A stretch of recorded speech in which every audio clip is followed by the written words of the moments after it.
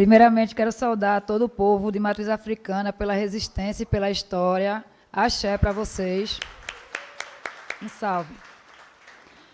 Então, eu subo novamente aqui a essa tribuna porque tem um ponto muito que me toca aqui na cidade, que eu acho que, para quem conhece minha história, eu sou nascida e criada no Morro da Conceição, né? Sou mãe de um adolescente de 18 anos, e desde a infância eu vejo a situação da moradia como uma situação muito importante para ser debatida, não só aqui, mas com a sociedade toda, né?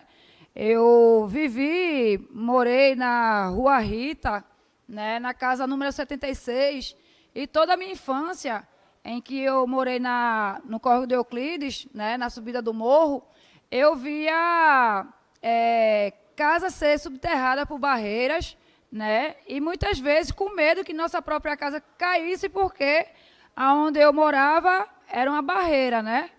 E aí, depois desse processo todo, né, de viver vendo essa situação, a gente viu que teve alguns programas, né, públicos ligados, né, com o programa Guarda-Chuva, que foi tão importante aqui para Recife, onde tinha uma prevenção de antes de ocorrer qualquer coisa, né, qualquer risco às comunidades que moravam em morros, né, e tinha sua moradia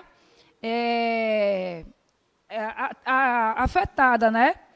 E, após isso, eu comecei a trabalhar como ambulante, e foi através dessa luta como ambulante que eu comecei a morar nos Coelhos, em 2007. Eu lembro que eu estava grávida de Gabriel, meu menino, né? Meu menino hoje tem 18 anos, e aí eu fui morar nas palafitas dos Coelhos. Para quem nunca morou nas palafitas, não sabe a realidade do que é você morar próximo à maré e em período de alagamento, sua casa ficar para você sair de casa pela barriga, né? Então, isso aí é minha vida enquanto pessoa que vem da periferia, uma mulher negra, que hoje fala aqui com vocês, mas passou por vários percalços, né, durante a minha trajetória. Mas o que eu estou trazendo aqui para vocês não é só a minha trajetória, é uma pauta de vida, né? Porque em 2014 eu tive minha casa incendiada nos Coelhos, sabe? E assim, né, eu estava trabalhando na Conda Boa Vista, vendendo minhas capinhas, minhas películas, e aí eu fui alertada que minha casa estava pegando fogo. Onde é que eu morava na época? Eu morava próximo ao Campinho. Para quem conhece os Coelhos, bem lá para dentro tem um campo, né? Tem uma fábrica que está desativada, tem a casa da família de Reginaldo Rossi e tem o Campinho dos Coelhos. E eu morava por trás desse campinho. E em 2014 aconteceu esse desastre. Agora, o que chama atenção é o seguinte, que cada sinistro que acontece aqui na cidade é uma comunidade que é desativada. A minha, na época, né, eu lembro quando eu cheguei na comunidade, estava o fogo pegando e as pessoas tentando apagar. E ainda queriam colocar a culpa numa dona de casa, que tinha sido os filhos dela, que teria tocado fogo nos brinquedos e pegou fogo na favela. Só que uma semana antes, uma equipe da antiga gestão tinha ido lá e disse assim, o prefeito quer essa área limpa.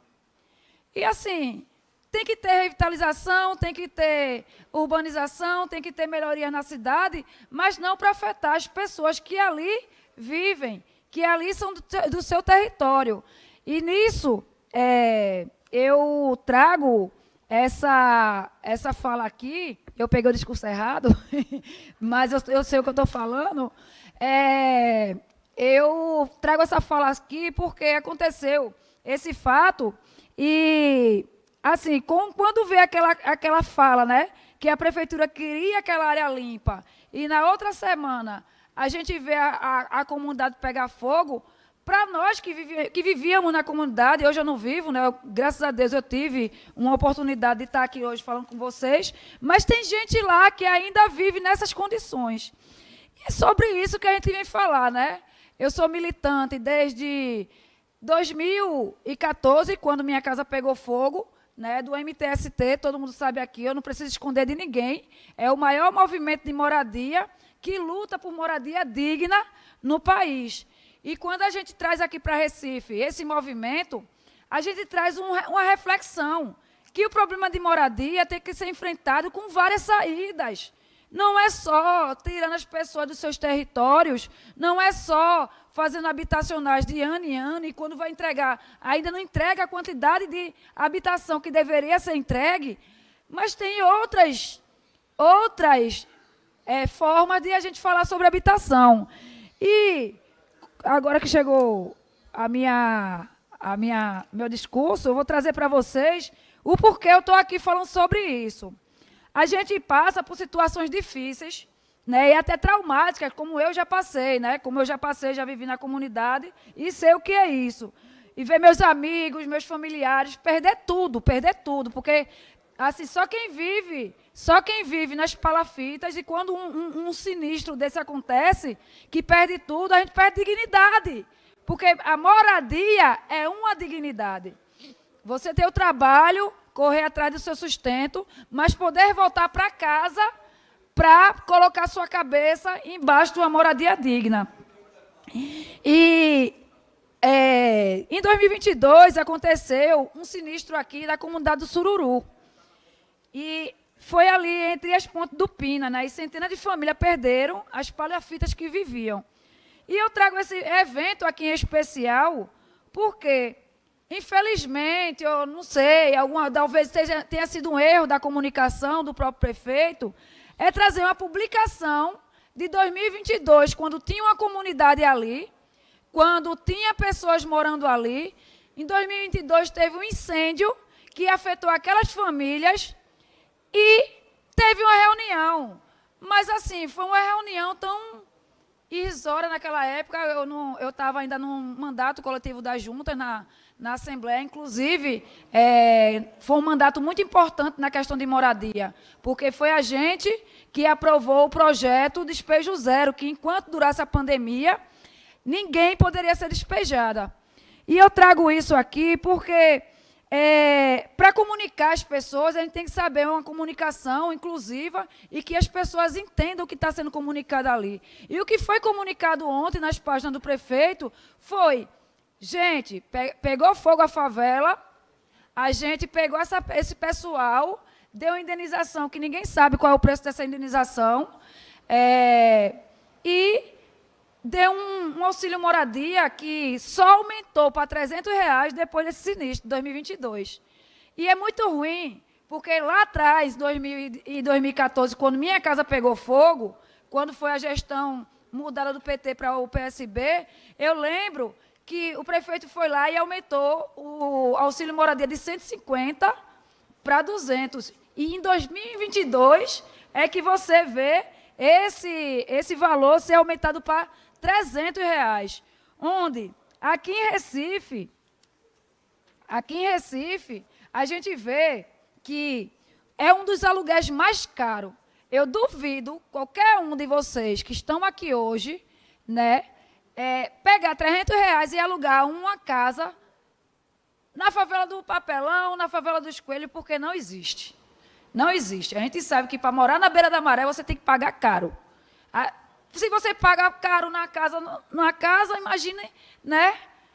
E aí o que a gente vem indagar aqui é porque existem 40 edificações aqui no Recife, né? Inclusive, em 2018, o MTST, junto com algumas organizações, identificou essas edificações que devem IPTU altíssimos na cidade de Recife. Quando teve a ocupação do MTST no prédio da Sulacap, em 2018, a gente levantou um debate aqui na cidade, o porquê tinha tantas edificações privadas que estavam devendo IPTU altíssimos. E aí a gente indagou. A gente fez essa ocupação, pediu para a desapropriação desse prédio para se tornar moradia. Porque existe um debate aqui no centro da cidade esvaziada. Mas, Para a gente ter pessoas, a gente tem que parar de gentrificação nessa cidade, gente. A gente tem que parar de ver as favelas pegar fogo. E eu digo aqui, gente, porque é uma coisa que dói na alma. O comunicado do prefeito dizia assim, que as famílias indenizadas estão recebendo auxílio moradia de R$300. Mas ainda é pouco. O valor do auxílio ainda é pouco e muito baixo. Isso a gente vem indagando desde 2014, que o valor de auxílio moradia é pouco. E ninguém quer viver o resto da vida com auxílio moradia, minha gente. O déficit de habitação aqui na cidade de Recife é de 70 mil pessoas que ou moram em área de risco, em área de vulnerabilidade ou em áreas que não tem e tem pessoas que não têm onde morar e não podem pagar um aluguel aqui na cidade de Recife. E aí, eu fico preocupada porque um quartinho com cozinha numa comunidade da Zona Sul pode custar R$250. Eu fico perguntando a vocês, onde é isso? Né? Não é suficiente. E há vários habitacionais para ser entregue. Isso aí a gente está acompanhando. Os habitats que vão ser entregues, né, e que já foram entregues alguns. Isso aí a gente vem acompanhando. Mas não adianta entregar habitacional se a gente não tem uma creche perto dos habitacionais, a gente não tem um posto de saúde perto dos habitacionais, e esse debate a gente faz há muito tempo aqui na cidade. É o debate de direito à cidade. E esse direito tem que ser de todos e todas. E essa indagação que eu trago aqui, uma situação muito importante que saiu na matéria do jornal, né, que aqui em Recife é um dos aluguéis mais caros do Brasil, e a especulação imobiliária também é muito grande, que a gente vê acontecer aqui em Recife. São arranha-céus, são condomínios caríssimos e estão construindo mais. A gente viu isso na luta, Liana, do Ocupa Estelita, quando a gente pediu para mudar o projeto, né, para construir moradias. Por trás daquela área ali onde foi construído os dois espigão da Moura do B, tem uma comunidade inteira, que se você vem de lá, da Zona Sul para cá, cada uma arriscada com ponto vermelho. Aí eu pergunto, será que essas pessoas vão também passar por um sinistro, por um incêndio, sem ter, pelo menos, uma dignidade de ter sua casa própria? Né? A gente vê que o governo Lula agora voltou com os programas de moradia, né? Com investimento no Minha Casa Minha Vida, no Minha Casa Minha Identidade, né? Tem o retrofit para ser discutido. E como é que a gente pode discutir uma moradia sem discutir com a população? Né? Eu tenho essa pauta para falar aqui para vocês, porque é isso, gente. Tem uma situação muito grave que está acontecendo em Caranguejo Tabaiares.